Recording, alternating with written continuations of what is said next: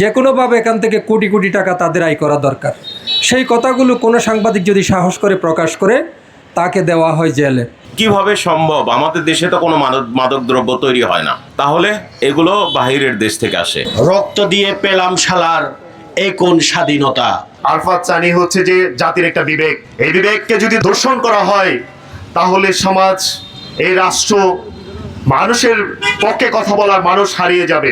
সংশ্লিষ্ট প্রশাসনকে একটা জায়গা থেকে আহ্বান করছি, সাংবাদিক কারো বিরুদ্ধ নীতিতে বিশ্বাসী নয়। সাংবাদিকতা এটা জনকল্যাণমুখী একটা কর্মকাণ্ডের সাথে সম্পৃক্ত। সাংবাদিক জনগণের পক্ষ হয়ে কাজ করে। তাই আপনারা যদি সৎ সাহস থাকে, আপনাদের যদি সততা থাকে, তাহলে ভয় ভীতি কিসের? এত ভয় ভীতি আপনাদের এত ভয় কেন? সাংবাদিকরা যদি সত্য বিষয় যদি উপস্থাপন করে, আপনারা আত্মপক্ষে সমর্থন নিন, কথা বলুন। কিন্তু সেই সাংবাদিকতার অনুসন্ধানকে আপনারা বৃদ্ধ আঙ্গুলি না দেখিয়ে আপনারা তাদেরকে হয়রানি করার জন্য মামলা মোকদ্দমা দিয়ে তাদের কণ্ঠরোধ করার চেষ্টা করেন। এটা কোনোদিনই এই সমাজ আমাদের কক্সবাজার জেলায় আমরা হতে দিব না।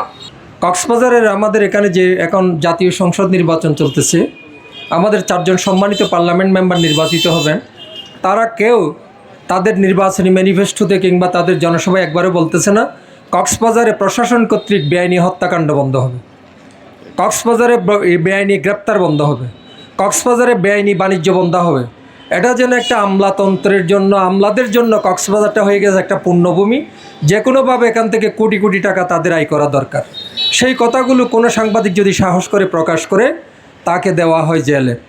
আমি ফরিদুল মুস্তাফার মামলা পরিচালনা করেছি, আমার অভিজ্ঞতা আছে। ফরিদুল মুস্তাফার মামলার সাথে আমি আজকে আরাফাত সানির মামলার কোনো পার্থক্য খুঁজে পাই নাই। সেই প্রদীপের গল্পের এজাহার আজকের ঠিক একইভাবে আরাফাত সানির একই এজাহারের মধ্যে কোনো পার্থক্য নেই। রাষ্ট্রের সেনাবাহিনী, রাষ্ট্রের নৌবাহিনী, রাষ্ট্রের বিমান বাহিনী। আমি কিছুক্ষণ আগে আরাফাতের বউ আমার ওখানে গেছিলো, আমার চেম্বারে গেছিলো, আমি তার মামলাটা পড়তেছিলাম। তারা আমাকে 2টা জিনিস দেখিয়েছে তাদের পরিবার থেকে। তাকে গ্রেপ্তারের সময় আইএসপিআর থেকে, সেনা সদর থেকে একটা বিবৃতি দেওয়া হয়েছে, সেটার সাথে এজাহারের এবং বাস্তবতার কোনো মিল নেই। তাহলে কার সাথে আরাফাতকে গ্রেপ্তার করা হলো? রক্ত দিয়ে পেলাম শালার এই কোন স্বাধীনতা। সাংবাদিক আরাফাত সানিকে ভিত্তিহীন মামলা দিয়ে আজকে তার পরিবারকে অসহায়ত্বের মাঝে ফেলে দিয়ে আপনারা কি বোঝাতে চান? প্রতিনিয়ত যেভাবে জুলাই যোদ্ধাদের উপরে বিভিন্ন মামলা চালিয়েছে, এখন সাংবাদিকদের উপরে সেই পরিস্থিতি চলে এসেছে। আমরা শুধু এটাই বলবো, ভাই আপনারা আমাদের সহযোগিতা নেন। আপনারা আমাদের সহযোগিতা নিয়ে আজকে আপনারা আমাদের মাথার উপর কোড়ল মারছেন।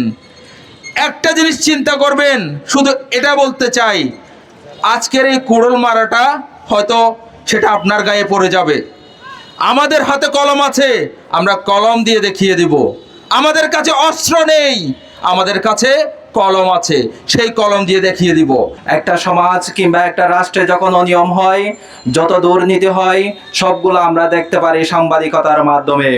সেজন্য প্রশাসনের রন্ধ্রে রন্ধ্রে, প্রশাসনের প্রত্যেকটা সেক্টরে যে সমস্ত নিয়মকারীরা রয়েছে, যে সমস্ত দুর্নীতিবাজরা রয়েছে, যে সমস্ত ঘুষখোররা রয়েছে, তাদের সব সময় প্রধান টার্গেট হয়ে দাঁড়ায় সাংবাদিকরা। সুতরাং আজকের এই সমাবেশ থেকে সুস্পষ্টভাবে বলে দিবার চাই, যারা প্রশাসনের ফ্যাসিস্টের দোসররা গাপটি মেরে বসে আছেন, আপনারা আপনাদের রিয়েলিটি মেনে নেন। কারণ জুলাই আগস্ট বিপ্লবের মাধ্যমে আপনাদের বারোটা কিন্তু বেজেই গিয়েছে। প্রত্যেকটা জায়গায় সাংবাদিকরা যখন অনিয়মের কথা বলে, তাদেরকে টার্গেট করা হয়। কতজন সানি গ্রেফতার হবে, কতজন হিরো গ্রেফতার হবে, কত সাগর রুনি মারা যাবে, যাক, একজন মরবে, একজন গ্রেফতার হবে, আরেকজন তৈরি হবে। আমরা পিছু হটব না। আপনারা ফ্যাসিস্টের দোসরই থাকেন। কিভাবে সম্ভব? আমাদের দেশে তো কোনো মাদক দ্রব্য তৈরি হয় না, তাহলে এগুলো বাহিরের দেশ থেকে আসে। কোস্টগার্ড যে গ্রেফতার করেছে, ব্যর্থতা তো তাদের ব্যর্থতা, এই কোস্টগার্ডগুলোর ব্যর্থতা।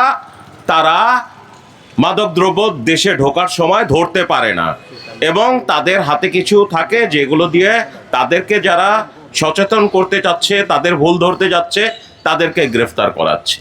দোস্ত ডিসি মহোদয় সাহেবের, দোস্ত এসপি মহোদয় সাহেবের, কারণ তারা এগুলো দেখেও না দেখার ভান করছে।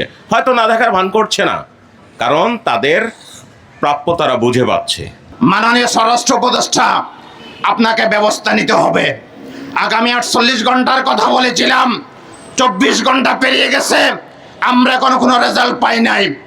কোস্টগার্ডের যিনি প্রধান ডিজি মহোদয় জিয়াউল হক সাহেব, আপনার দৃষ্টি আকর্ষণ করছি, আগামী 24 ঘন্টার মধ্যে কক্সবাজারের কোস্টগার্ড, টেকনাফের যে কোস্টগার্ড ন্যাক্কারজনক ঘটনা ঘটিয়েছে, আমরা তার বিহিত ব্যবস্থা দেখতে চাই।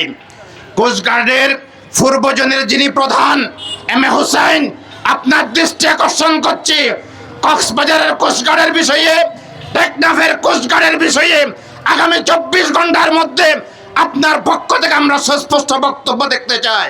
কিছুদিন আগে যেই সাংবাদিক আরফাত সানিকে কোস্টগার্ডের মাধ্যমে বিভিন্ন নাটকের মাধ্যমে মিথ্যা ভিত্তিহীন মামলা দিয়ে তাকে যে গ্রেপ্তার করা হয়েছে, এটি সাংবাদিক মহল আজকে শুধু কক্সবাজার নয়, পুরো বাংলাদেশ থেকে সেই সাংবাদিক আরফাত সানির বিরুদ্ধে, কোস্টগার্ডের বিরুদ্ধে সোচ্চার হয়েছে। তাকে যদি অনতিবিলম্বে মুক্তি দেওয়া না হয়, শুধু কক্সবাজার নয়, পুরো বাংলাদেশের সাংবাদিক বসে থাকবে না, তাদের কলম থামিয়ে রাখবে না। যারা এই দুর্নীতিবাজ, যারা মানুষের বিরুদ্ধে মিথ্যা মামলা করে সাংবাদিকদেরকে হয়রানি করা হচ্ছে, এদের মুখোশ আমরা উন্মোচন করব। অনতিবিলম্বে এই মিথ্যা মামলা থেকে অব্যাহতি দেওয়ার দাবি জানাচ্ছি। অন্যথায় আমরা দেশব্যাপী সাংবাদিক সংগঠনের উদ্যোগে কঠোর আন্দোলন করা হবে বলে হুঁশিয়ারি জানাচ্ছি। আপনারা আমাদের 18 কোটি মানুষের জনগণের বেতন দিয়ে চলেন, আপনাদের গণসংসার চলে 18 কোটি মানুষের জনগণের বেতন দিয়ে। সেই জনগণের বেতনের টাকা দিয়ে আপনারা অস্ত্র গিয়ে আপনারা সাংবাদিকদেরকে হত্যা করবেন এবং হত্যা করার হুমকি দিবেন। এই সাহস আপনাদের কোথায় থেকে হয়?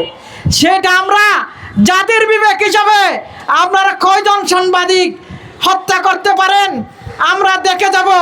এবার আপনারা হত্যা করতে থাকুন, আপনারা মামলা হামলা করতে থাকুন, আমরা এগুলো দেখে যাব। আপনারা কয়জন? আমাদের শাহেদ ফেরদৌস হিরু, উনি আমাদের কক্সবাজারের একজন মূলধারার সাংবাদিক।